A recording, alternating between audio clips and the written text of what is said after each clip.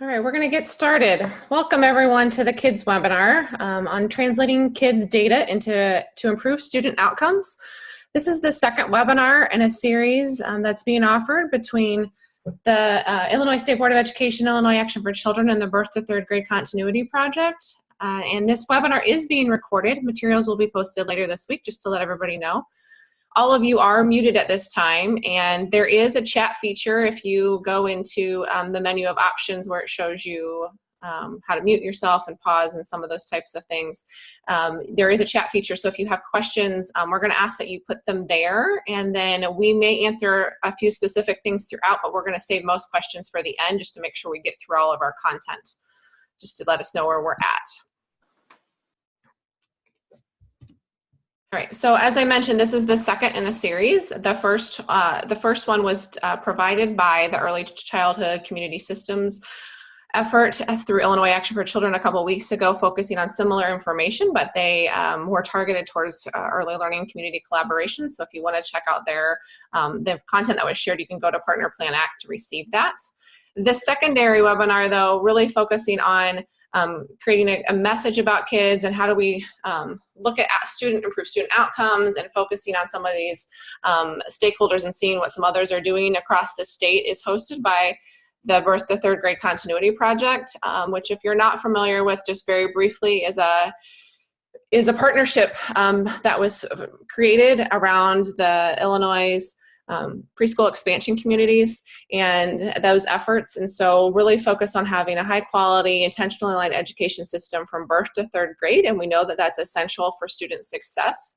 And so to that end, the Birth to Third Grade Continuity Project is focused on curriculum alignment between early childhood and elementary schools, sustained high levels of parent engagement activities, and assessment of children using kids and other data pieces to share across that continuum. My name is Ashley Long. I am the director of the Birth to Third Grade Continuity Project here in Illinois. I am housed at the Center for the Study of Education Policy at ISU, but work closely with partners on a leadership team across these entities. And just real briefly, so the project, really, we know that children with higher levels of school success are generally more successful in school, and so we've been partnering with kids to kind of share some of this information.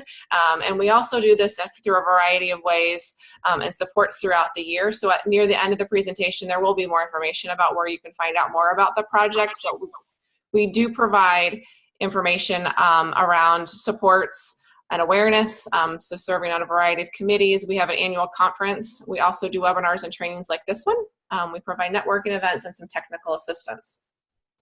Before we get started, we would like to just gain a little bit of information about who you are, so we have a good idea of who's in the audience. So we've got just 3 polls that I'm going to ask you to participate in, and I'll kind of share that information, and then we'll really dive into the content that we have planned for today. So our first one you're going to see in front of you is if you can tell us a little bit about what role describes you. You just click on the button that you think.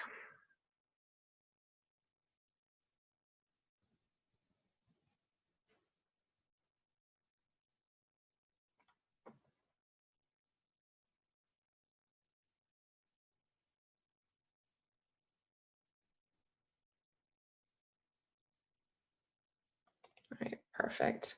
So about 13 of you are, let's see here if I can share this, 13 of you are district level personnel. We have a teacher in the room, some preschool administrators. We have several people that are with some kind of a community-based organization, either childcare, collaboration, etc.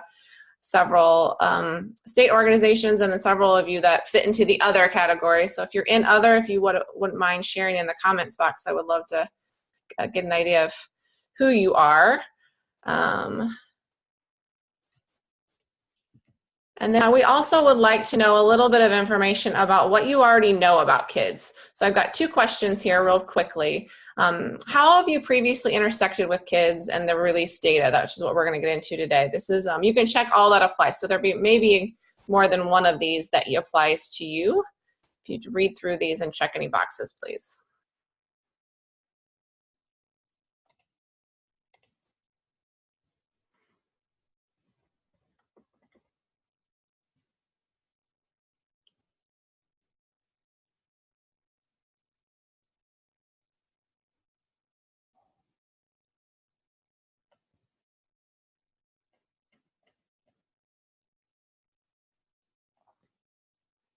I realize there's several questions, there's several comments, so I know people, I'm assuming, are doing a little bit of reading.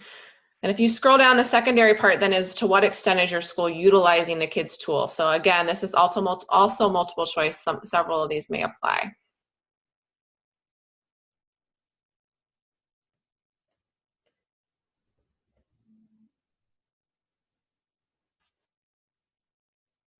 Give everybody just a few more seconds here.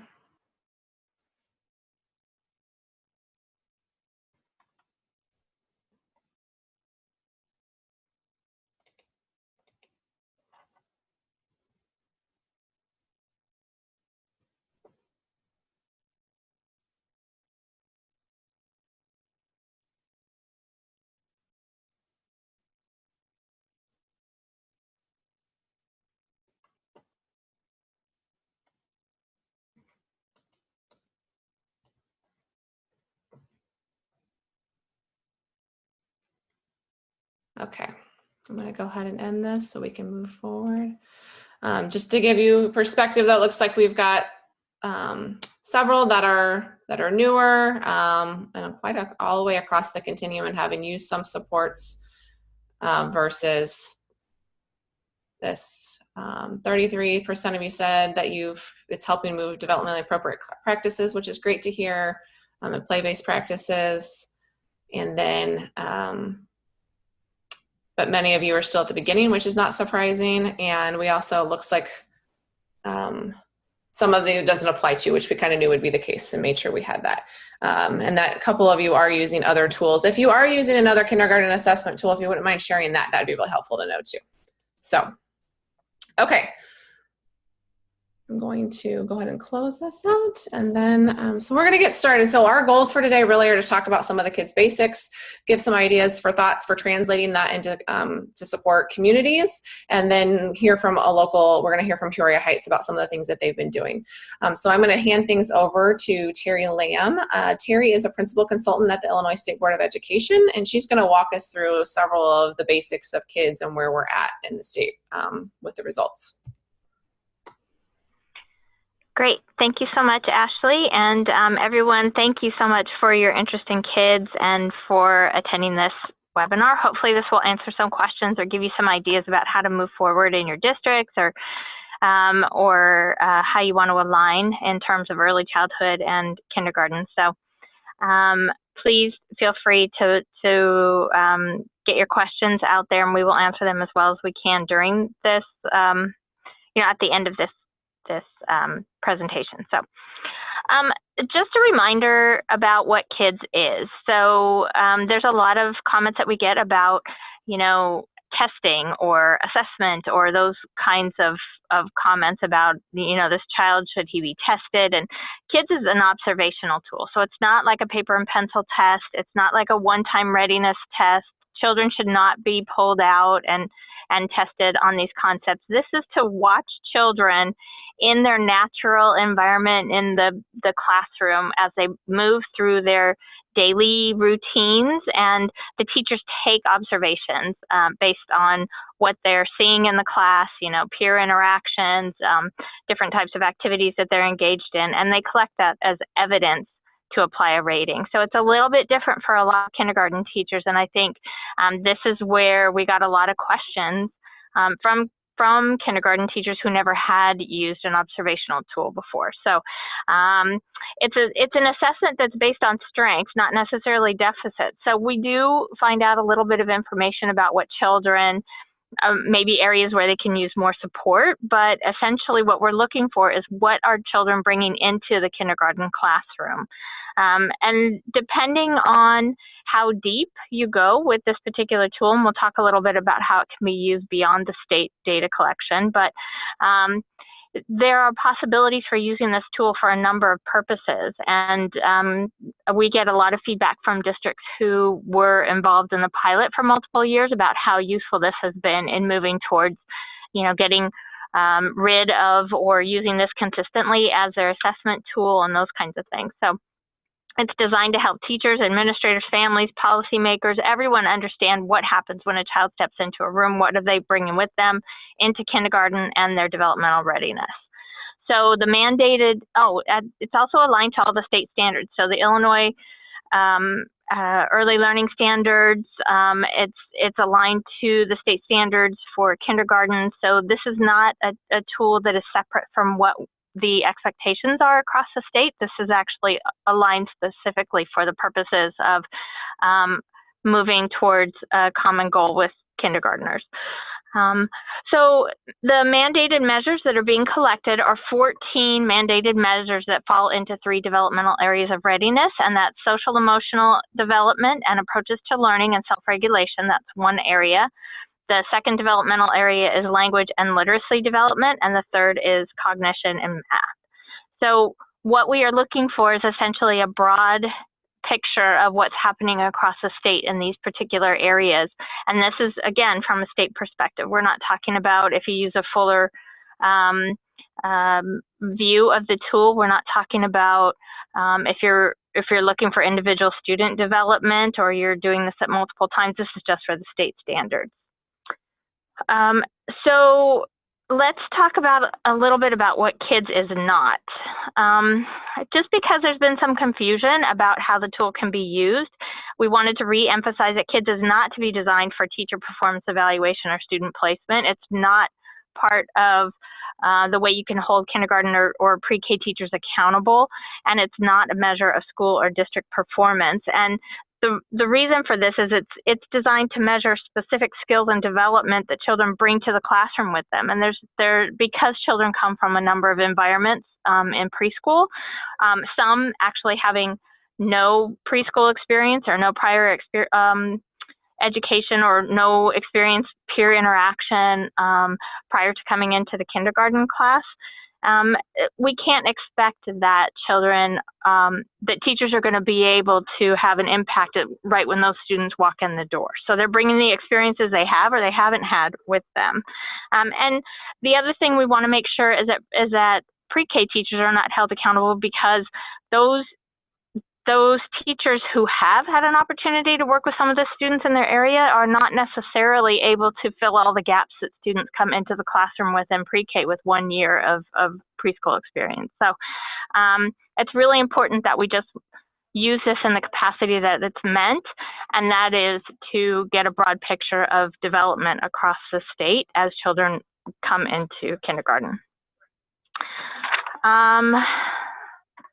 So the other thing is that the state has been talking about school and district performance and how this cannot be a measure of district performance, again, for the same reasons that children haven't necessarily had experience prior to stepping into the kindergarten classroom, and you can't hold a district accountable for that. So we're talking about if this at some point in time were to be included on the report card, the district report cards, but right at this point, we are not planning or are not prepared to actually include it, because we don't want it to be a score that's reflective of district performance. We want to make sure that it's clear that this is just what we understand children are walking into the room with.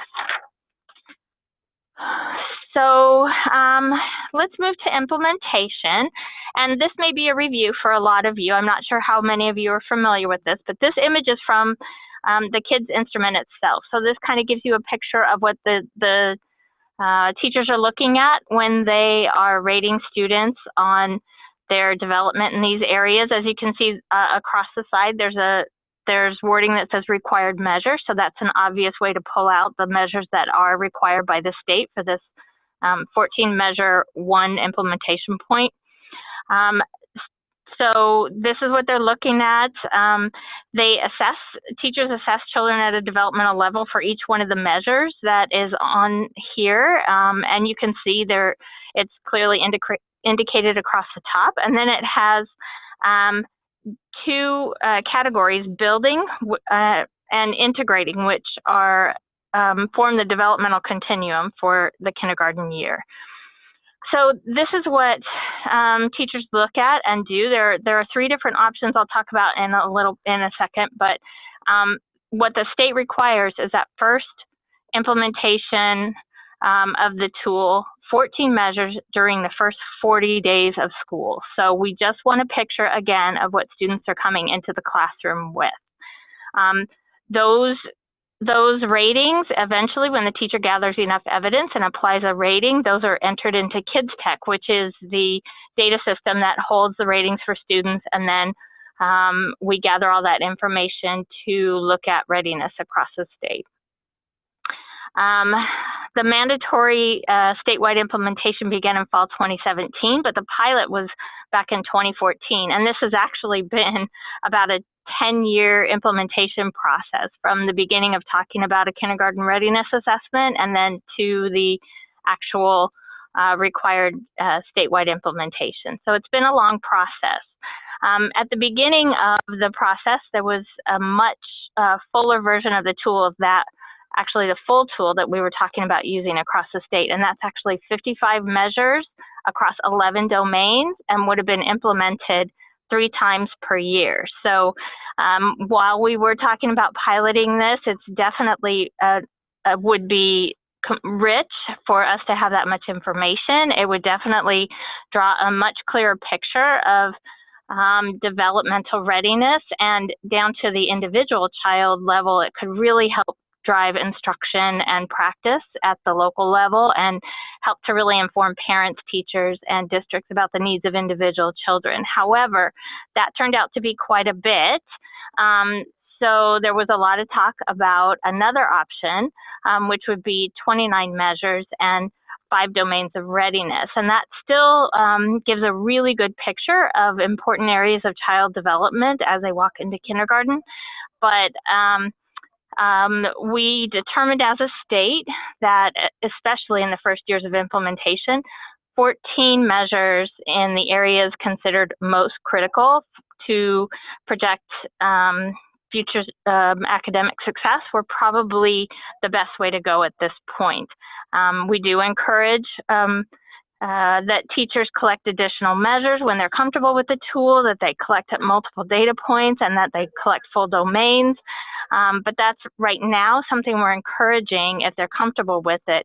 But in the first years of data collection, we anticipate the 14 measures is probably the easiest way to get comfortable with the tool and get a good picture of development. So let's talk a little bit about the data release. And so again, this has taken quite a while for us to get to this point. Those of you who were involved in some of the early discussions or determining, how we would get to this point or what tool was used, it's been quite a process. So the thing to keep in mind about this is that this has been a partnership to launch kids. It's not something that the state just mandated. This is definitely something that's been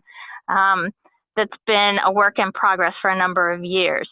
The great thing is that 97 and 98% of the districts across the state collected information on the 14 state readiness measures. So that's huge in a first year of data collection. That's great.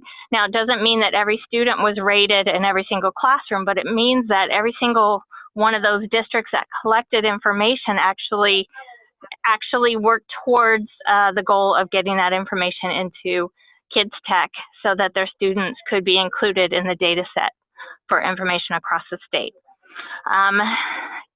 Teachers observed 106,670 of the students enrolled in kindergarten, so that's 81% of the kindergartners across the state, and that's a really good place to start. One of our goals this year was to keep up that percentage, and we're actually right now in the at the end of the data collection phase for this fall. So those are some really great statistics for a year 1 data collection. Yeah, we can go on. Sorry. So what is the value of the tool? Why are we doing this? So there's a number of reasons that you can use kindergarten readiness assessments. And what the Illinois State Board of Education landed on was trying to get a consistent measure across the state about what children come into the classroom with. So what we require are just those 14 measures across the developmental domains within 40 days of student attendance. And what that does is it gives us a picture of where we might need to increase investments for early learners. It gives us a consistent way to measure what's happening across the state. Are there practices that could be replicated because children are doing super well? Are there indications that we need to provide additional environments and opportunities for preschool experiences? Are there opportunities for parent engagement that seem to be really working well in some of our districts? But replicating that best practice would be a great way to collect information and spread it across the state. It also assists us in identifying the strengths and challenges at district and state level. Anything so maybe we have areas that they're needing additional opportunities for pre-K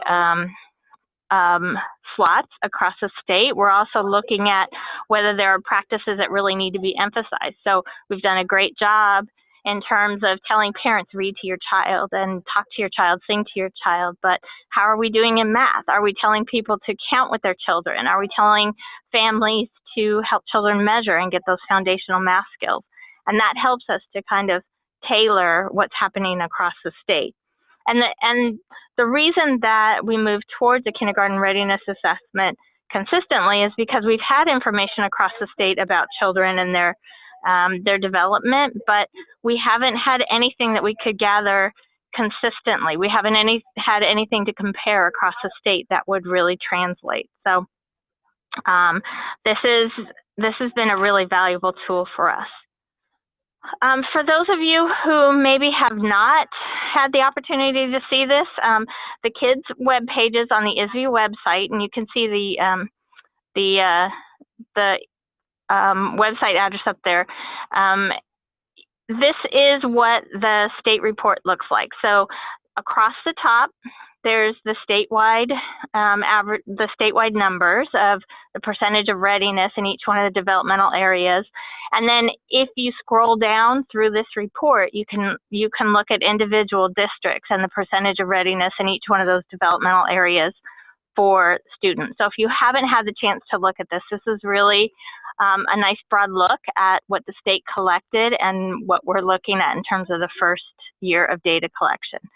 So I think what's important to think about here is that this, again, was the first year of required data collection across the state. So teachers and districts were getting used to the tool. It doesn't necessarily mean that this is that people were as comfortable with this as they would be in other tools that they've been using year after year. We wanted to be pretty cautious in what we released and what we told people the data meant. And what we did as well is that we released the district data to districts themselves so that they could look at their information at the local level and kind of determine how to tell their story there and what they would say about their individual district data. So the state is only looking at this 30,000-foot view. The districts and down to the classroom actually have a lot more detailed information that they can use to kind of inform what's happening in their communities. Yeah, sorry. So some of the highlights of the information I think are worth pointing out. And this is pretty much what this looked like when we kind of gathered the information. So again, the 14 mandated measures fall into those 3 developmental areas. And as you can see, the areas are social and emotional development, language and literacy, and math. And the percentage of students that demonstrated the readiness by each area is over to the right. That's in that blue box. If you're looking for the percentage of students overall who demonstrated kindergarten readiness, if you look at the wheel on the left side, in the middle there, overall 24% of kindergarten students who were rated on the 14 required measures demonstrated readiness in all 3 areas. And the wheel also breaks it down by the percentage that demonstrated readiness in 0, 1, or 2 developmental areas. So we have a little bit of work to do based on this, but I also want to caution you that this again is the first year of data collection. And so we're working with teachers and districts to help implement a little more consistently and to provide supports and coaching and a number of different ways supporting districts as they move forward in the second year of implementing KIDS. So we're trying not to make any major statements about tying it to particular groups. ISB has not pulled out specific populations or demographics. I think that's really one of the things we wanted to emphasize, is that we're not tying it anywhere specifically because we're afraid that it's too soon in the process. So we want to collect trend data. A couple of the major highlights from the 2017 data are that 16% of the kindergartners enrolled in free and reduced price lunch demonstrated readiness versus 30% of kindergartners not enrolled in free and reduced price lunch. So this was the socioeconomic factor that ISB pulled out as kind of a proxy for low income or poverty. And so that's what we were using to kind of compare across the state to see if there was a difference. And it seems, or it appears through this first data collection, that socioeconomic factors may have influenced kindergarten readiness. And again, that's moving kind of cautiously, but that's what the state was ready to say about the data that we collected. Districts, though, again, have access to their local data, so they can provide additional details about what they think happened in their communities or the picture of readiness in their communities. And they know their local areas and their communities so much better that we felt this was about as much detail in this first year that we wanted to get into as a state. We don't feel like we can make too many strong statements because it does have limitations. So in terms of the data usage, we wanted to make sure that we emphasize that this data is actually the most accurate at an aggregate level. So it provides an understanding of the developmental needs of students in a classroom, school, or district level. So down to the individual level, it can tell us some things about individual students, but the highest level of accuracy is understanding groups of students and what that looks like when they're walking into the classroom. So it's kind of a population-based proxy about the overall readiness of the group of children at the beginning of kindergarten. What this can help us do is kind of support the learning and development. Teachers can look at their class at an aggregate level and say, okay, it appears that they need a little bit more support in social emotional development. It appears that they're doing really well in math. Whatever the picture is individually, that's great for the teacher level. School administrators can use this to inform overall school improvement efforts and really have some well-informed decision-making process that happens there about resource allocation. So if there's a particular need in your community, you can look at this in a way that actually makes sense for your community. Okay, so the opportunities, I think, that present themselves in terms of implementation are huge, but we also want to cautious that there are some reasons that we are being a little bit cautious about how we report this data and what we connect it to, because there were some technology and reporting issues. Participation rates are very different at each one of the district levels. And we want to look at trend data. We don't necessarily want to just rely on this as the only source. We want to see what happens in this next year. We want to look at any trends over time.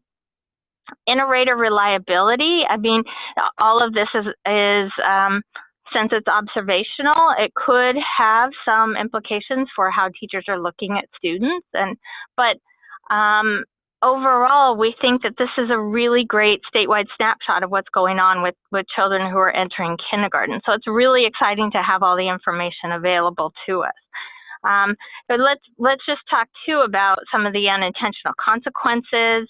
about the release of data and districts feeling a little bit of pressure. And I think that's one of the reasons we didn't want to, as a state, make too many strong statements about what the data means, because we don't want districts to feel like we're imposing any kind of observations on their particular population. So we don't want to divide the early childhood community and the kindergarten community.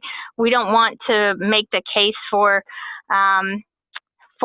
any kind of negative relationships there. We really want this to be one of those tools that can be used to inform what we should be doing and how we should align from 0 to 3rd grade, because this is really the early childhood spectrum that we're talking about. And what does it mean when we collect the data at this particular point? Does it mean that we need to change a little bit of practice in the pre-K classrooms? Does it mean there needs to be more parent engagement opportunities? Does it mean that that we need to look at new and creative ways to introduce curriculum on a particular topic? So there are a lot of ways that we can do this in moving forward as a state and not looking at what we're missing. We really wanted this to be kind of a baseline of data so that we could figure out how to best move forward as a state and then on the local level as well. The last major area that I'm going to touch on is that we realized, we didn't want to ignore this, we realized that there's been a lot of pressure to come up with a kindergarten readiness definition. What does it mean to be ready for kindergarten? And we know that parents and partners are waiting for that definition, and we truly want you to know that we hear you. But the thing that we don't want to do is rush into making defining kindergarten readiness in a particular way and then having to kind of shift gears and figure it out a different way and kind of reconfigure our definition. So we want to consider what the implications could be and how that could work in tandem with our alignment efforts and everything else. We just don't want to make a statement and then feel like we have to reset again. So a little bit about how readiness was determined. So as you know, the tool was created, the kids tool was created by WestEd and UC Berkeley Bear. So it is based on the DRDP, the desired results developmental profile. Sorry about that. But what they did with this particular tool, when they aligned it to the state standards, they set cut scores or minimum standards for each developmental area. So that's all in relation to our state standards. And those are used to determine foundational developmental levels and how students will fare essentially when they get to kindergarten. So there's a whole process behind it. We have some documents that are available, but they're not necessarily like publicly user-friendly. There's a lot that went into determining the criterion zone boundary process. So, but know that there was a whole process behind what was factored into determining readiness in each one of the developmental areas. They can be very useful to give context, when we look at the cut scores. So we can give context for a specific community. We can talk about readiness targets, but one of the caveats is that focusing too much on cut scores and readiness targets kind of disallows the fact that all children should be given the opportunity to develop at their own pace. So I think in this particular case, what we're trying to do is be mindful of the fact that there are some larger trends that we can look at and what best practice would be and how we align early childhood and kindergarten to make sure that we're addressing the needs of all of our students. Some unintended uses of cut scores could be evaluating individual child developmental readiness. We don't want them used in that particular way. Preventing children from entering kindergarten, they should never be used in that way either, because this is not especially with just the 14 measures being collected. This is not necessarily like the end all of development, and we don't want to limit what we understand about children's development just because this is particularly how this child looked when they walked into the classroom. So we don't want to limit their kindergarten experience. We don't want this used for labeling or categorizing, or we don't want it used for exclusion of children from learning opportunities or experiences that their peers get either. So that's one of those are several reasons that we're not trying as a state to emphasize the cut scores. We do want people to understand what that means. We do want to move towards a kindergarten readiness definition, but we're being cautious again in making sure that we do this correctly so that we don't have some unintentional consequences from that.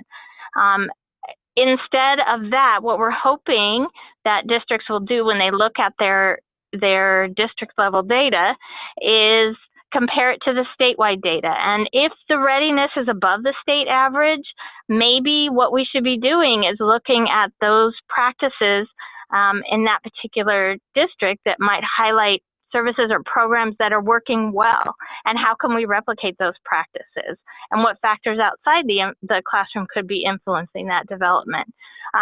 If the students are demonstrating readiness lower than state averages, what are the possible reasons for that, right? So we want to look at that, and what are the barriers that children face in that particular community, and did maybe children have less exposure to peers and adults outside of their family? Are there other factors that could influence the development? And as a last caveat, I just want to reemphasize again that 2017 was the first year of release data, and we don't necessarily know exactly what that means. What we know is it gives us a baseline, and it gives us some initial information that we can now look at over time and see how that is going to translate in terms of trends and understanding of our kindergarten population. So in that, I think I'll turn it back over to Ashley. Yep. Thanks, Terry. We appreciate you sharing with us all these details. And I'll note that we anticipate that if there were questions that kind of are generated from that, to please put them in the comment box, or you can send them you can select to send them just to me. And hopefully I'm going to be really brief in this next section and then hand it over to Peoria Heights. But if we, hopefully we'll have a couple minutes, and if we don't get through everything questions, Terry and I have both said that we would be happy to kind of filter through some of those questions and try to get a Q&A out afterwards as well. So Terry gave a lot of good examples of how this information can potentially be used and thought about and looked at, but we wanted to provide just a couple thoughts, broad picture thoughts about how can kids help communities in general. And one of the critical components is that just like the information that we're sharing today, it's really important for people to share the same information inside their communities. So both internally and external stakeholders really hopefully need to have a common understanding of what kids is and what it's not. So we know when the information was released that people had questions and heard questions from the press and from other community partners that maybe didn't actually understand what kids was about. And so we're encouraging people to really talk about that. We also know that it's really important to have school district administrators all on the same page and having an understanding of what developmentally appropriate practices are, what an observational assessment is and what that does. And so we hope that the kids' data is really going to strengthen administrative support and understanding, and that kids was developed on developmentally appropriate standards and all of those things. We offer later on, you can see on the website that the Birth to Third Grade Continuity Project has offered some trainings and things around developmentally appropriate and specifically geared both towards teachers and administrators. My next slide too is going to talk about some streamlining of things. So it's really helpful to understand what assessments communities are actually using both in preschool and kindergarten, and to understand what's helpful within districts that's being used. Sometimes the ISB also has an assessment inventory that I regularly encourage districts to kind of take a look at and think about, because a lot of times it sometimes can be challenging to do multiple assessments within districts, and so to really evaluate what's there. One thing we're really excited to announce today is that they're just published this afternoon onto the kids' website. You can see the website there at the bottom, is a crosswalk with some of the commonly used other assessments in the state of Illinois. You can see that it takes some of the kids' measures. There are 2 different documents that one of them takes all of the 5 readiness domains from kids, and then it crosses it with the different components between the Illinois Early Learning and development standards, as well as work sampling, teaching strategies gold, and the early learning scale. The other document takes the 14 actual state required readiness measures and breaks those across. So this crosswalks were developed in partnership between ISB and the Center for the Study of Education Policy. And we just want to point out that they're there, and I know because people have been asking for them, and that this is, the tool is finally published, and so really encourage you to go and check those out. And then one last thing before I hand it over is these are just a few more ideas, as we know people are doing, that, really dig into the data. This should help hopefully start a lot of further conversations with internally and externally with partners. Are we serving all of our children well? What is the data telling us? Consider why we should be worried about this. Terry mentioned many of these things. Look at ICAM data, or if you're in the Chicago area, Cheap and Hall has a lot of data. You look at Head Start data, another area in the other data in our state, really to compare some of these things and get a full picture, just knowing that kids is still a snapshot and it's the first year particularly. And then to also think about who's not at the table when you're talking about these things, because we know there are some assumptions and there may be other stakeholders in your community that really should hear this information. So that said, I think hearing from somebody that's actually helping do some of this and taking some of these ideas and putting them into action, I'm going to hand it over to Peoria Heights, and Erin Stout is going to start talking about some of the things that they're doing in their community. And Erin, if I can find you, I will. You're already unmuted. Perfect. Can you hear me? Yes, we can. Okay, great. Thanks, Ashley. So the kids' data came out, and we had several families, county board members, lots of people just saying, what does this mean? Why does it look like we're not ready? Why is all this happening? So the regional superintendent for the Peoria area kind of reached out. We have a huge early childhood collaborative in this area. So she reached out to that group, and we thought, well, we're just going to do a forum. Let's bring everybody together so that we can kind of share what kids is and what it isn't. We'll just have an open panel of speakers, which included Terry was there from ISB, and then we had some pre-K teachers and some kindergarten teachers. So we kind of went through what kids was and what the intent was and what the kind of impact was in our area. And it led to a lot of discussion around the impact between pre-K and kindergarten, what's happening in kindergarten, how are we going to all work together if the numbers are coming in lower than what we expected. So it led to a lot of conversations, and one of the conversations that became really prevalent was the play-based centers in kindergarten. So that's kind of the direction that we're going to lead our conversation in next. So I'm going to turn it over to the kindergarten teachers here at the Peoria Heights grade school. Okay.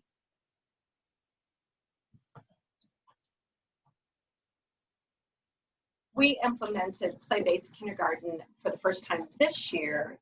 It was something that we had talked with our kids coach about, and we had gone to a couple of workshops last year that we got to observe some play-based, and we went into this last summer at Manitou of observing and talking about it.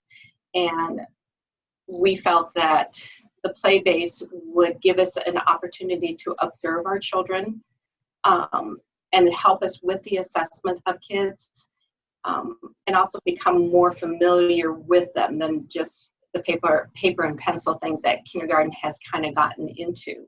That the play bases, we're able to sometimes sit back and just observe the behaviors between the kids when they're playing, the conversations. We can interact with the children and sit down and make suggestions with them and talk to them, and we have an opportunity to hit some of the problems early and talk about them and try to work them out.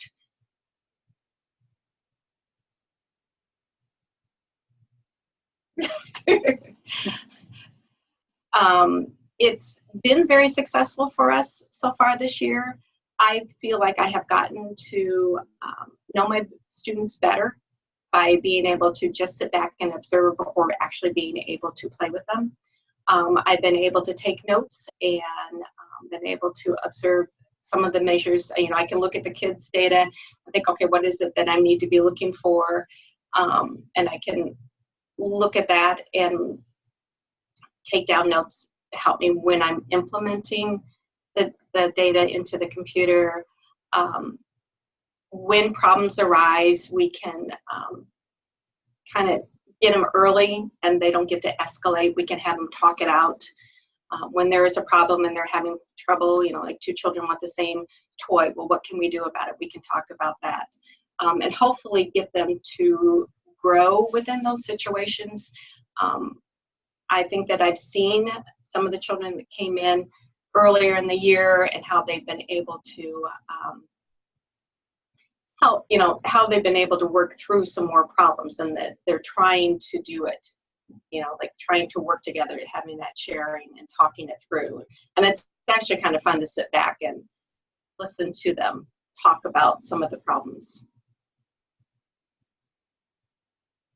Another benefit to this is just that we have felt over the years the push coming down of academics and pushing things like daily 5. I'm sorry, I'm going to interrupt. Can you scoot a little closer to the mic? I could hear the last person, but whoever, I know there's multiple of you around there. Thank you. Big difference has been just being able to sit back and let the kids play, as opposed to the push of the more academic centered areas that the older grades do, where our school they want to implement daily 5 throughout all the grade levels.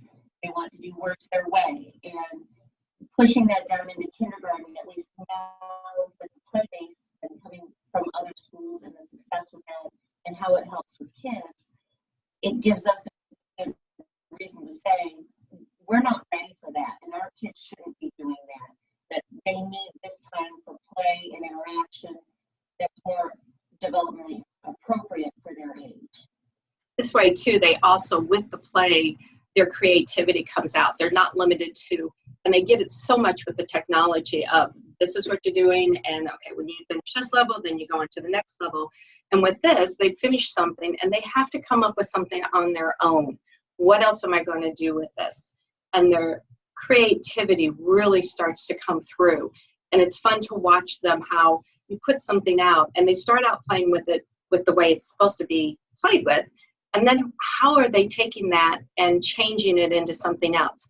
How are they saying, oh, I've got the trucks over here and I have some buildings over here. How are we, you know, we're putting those things together and we're making this construction site. We're building something with it. It's just kind of fun to watch them create and not just be, this is what I'm doing and this is what you're doing on the next level and this is what they have to come up and that come through with that.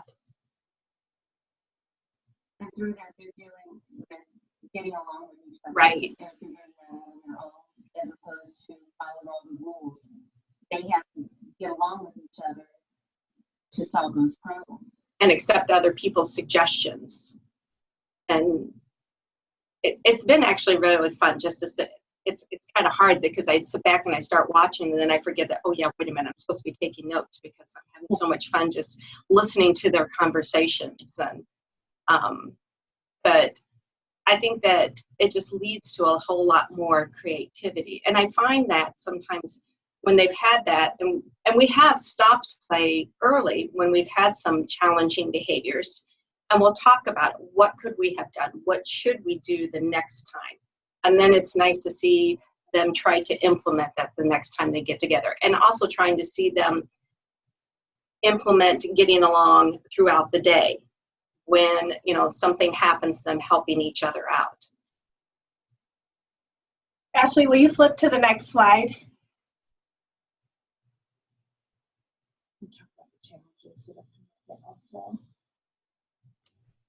There you go. Mm-hmm. Back in April, when we went to Bloomington for the Kid Connect. And if you can just talk a little bit louder, that'd be helpful too. One of the teachers talked about how she implemented her playtime in the morning, and to us that really sounded like a good idea, because in the past when I would do science in the afternoon, that would be the first thing I would kind of cut out when I was running out of time and I was pressed for extra time for academics. And doing play purposely in the morning, I make sure I get that in, and those kids getting that time of that socialization in first thing in the morning. And you know what, if we run out of time and we don't get everything in phonics, then so be it. That's going to be what's sacrificed.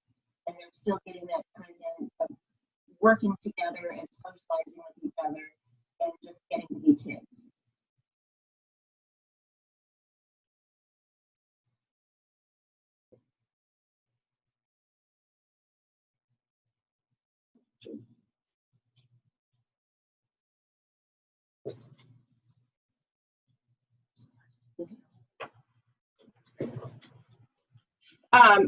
Donna, I see your question that says now we should work on play-based in first grade. And that's one of the challenges and the conversations that we're hoping to have soon is we're doing this in kindergarten. Now what about first grade? What's this transition going to look like when they've had this type of atmosphere? What are we going to do now to help first grade avoid that push down of the academics too?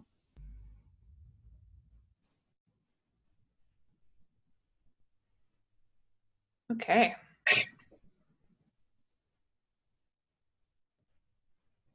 Donna says right, and I think that that's echoed, I'm sure, from others that are on this on the webinar as well. I know I've heard that question before.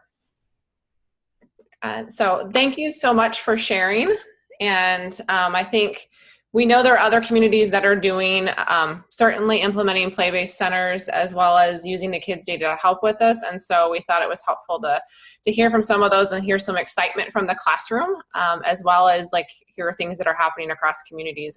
We love to hear those things. So before we go and get to a few questions, Terry's going to come back on and talk just a little bit about what's ahead, and we'll share I want to share a few resources, and then I know I've got just a couple of questions and there may be more, so if you've got some other questions, please stick them in there and I'll try to get them in the last couple minutes that we have. But Terry, do you want to start? Sure.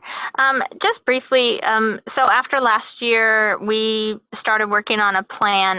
Mara Daly from McCormick has been incredible working on our communications plan and our strategies for moving forward. And as a planning partner and working with all of our advocacy organizations, what we're looking at is encouraging districts to collect additional measures or full domains, or maybe collect multiple times per year. So if they've got information about the beginning of the year, what has been their impact throughout the year, and collecting those same 14 measures in the spring. So we're trying to encourage that. We're going to be identifying any trends that pop up from this year's data collection. Again, that is closing out this week.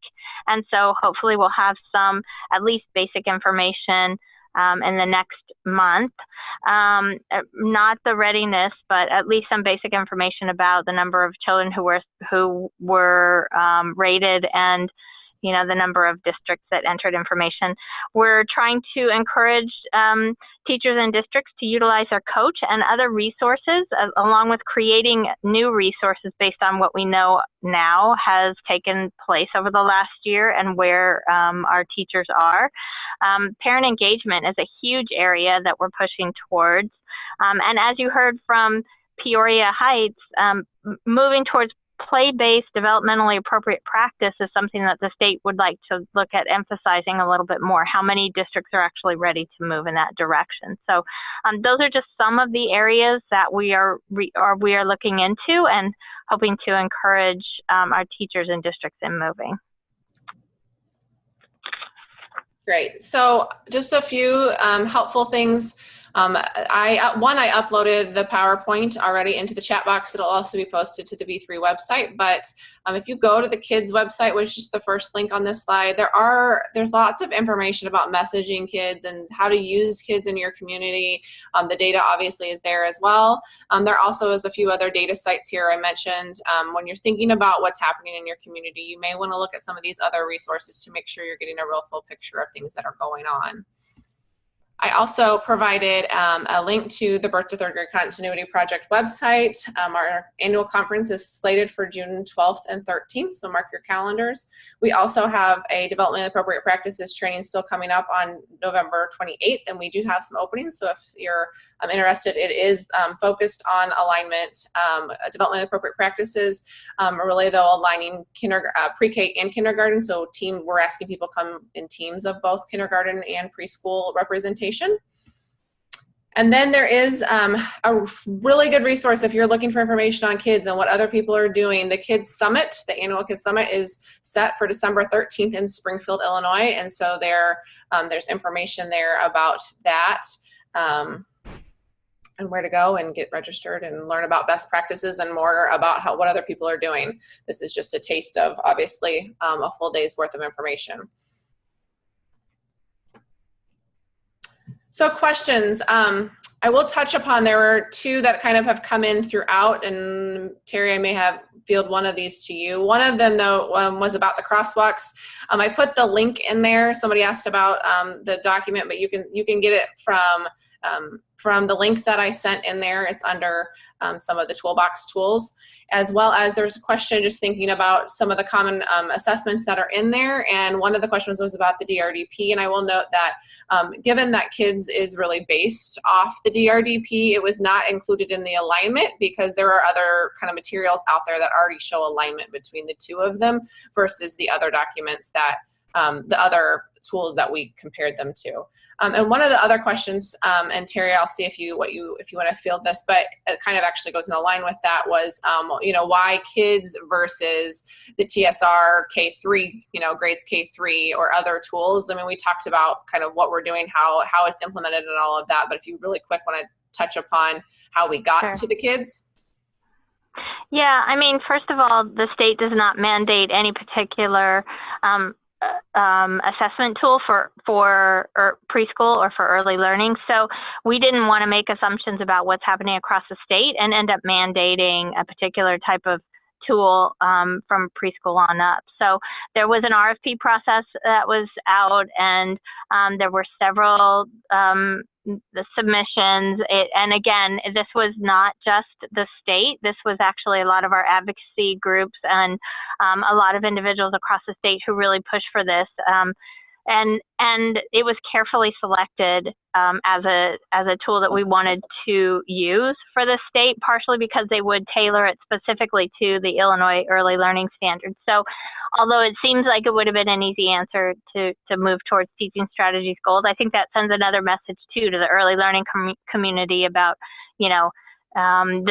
this is mandating a particular tool. So that was not our intention. And so we wanted to make sure that what we did actually worked well with all of the tools that are considered research-based approved for preschool right now.